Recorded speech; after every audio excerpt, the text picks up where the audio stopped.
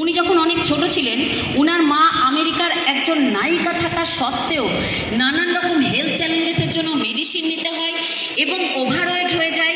ওভারওয়েটের জন্য তাকে medicine use করতে হয়, কেননা নায়িকা ছিলেন, তাকে ওজনকে কন্ট্রোল করে রাখার দায়িত্ব থাকে।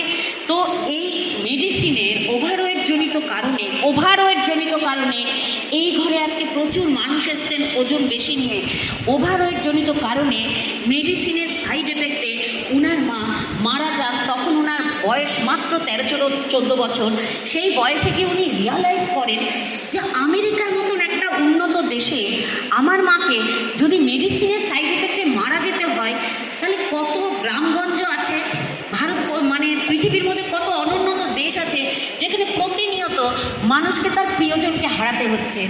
এইরকম একটা চিন্তাভাবনা থেকে তিনি রিসার্চ শুরু করেন, বিভিন্ন সায়েন্টিস্টদের সঙ্গে মিলিত হন, বিভিন্ন দেশে যান এবং আমাদের চীনের হার্বাল সায়েন্স এবং ওয়েস্টার্ন সায়েন্সের মিলিতভাবে এই রকম একটা নিউট্রিশনের জন্ম দেন, যার নাম হার্বালাইফ ইন্টারন্যাশনাল নিউট্রিশন কোম্পানি।